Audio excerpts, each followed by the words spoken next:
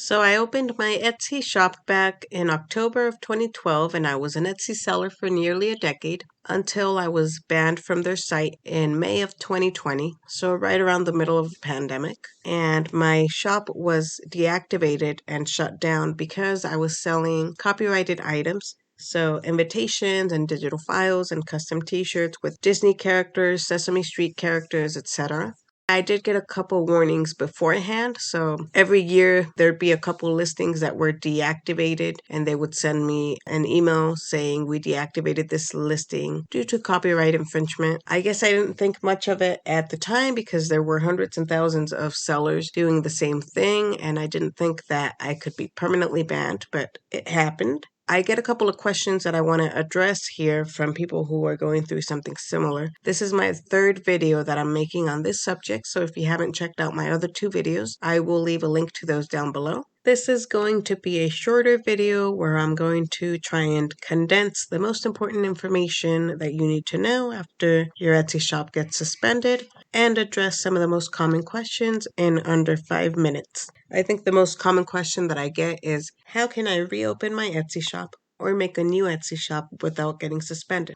And the answer, as far as I can tell, because I tried just about everything because Etsy was my only source of income at the time. The only way to make a new Etsy store is to have somebody else do it for you with entirely new or different information. In other words, a new identity. Because in the US, you have to have a social security number or an ITIN number to be able to open an Etsy shop, and you cannot use the same one that you used to open your previous Etsy shop. So you're going to need a different everything pretty much. Mailing address, a different email address, a different debit account or credit and bank account information. So this Etsy shop has to have all new information, and the information that you use cannot be linked in any way to your old Etsy shop, because if it is, they will shut it down. And that even includes getting a new internet provider, because of course they do track your IP address as well. Once you've set up your new Etsy account, make sure not to log in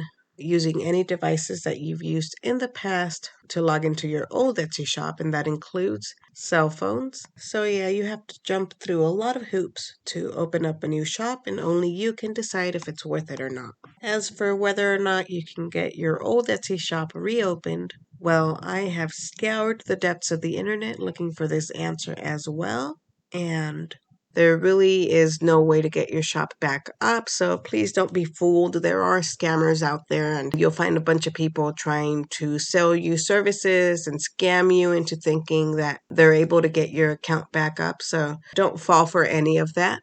And I think the third most common question that I get is, will I receive the money that's sitting in my shop payment account?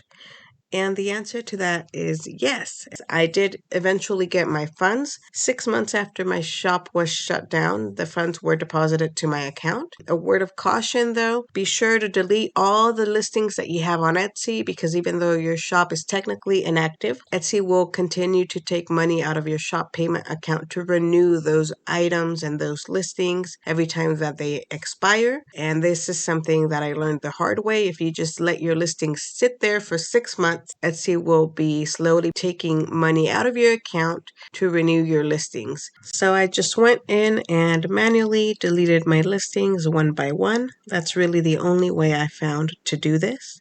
I did end up opening a Shopify store as well as an Amazon handmade account, and I started selling on eBay as well. But to be honest, if you're selling handmade or even handmade digital products or something unique, the best marketplace to sell in is definitely Etsy.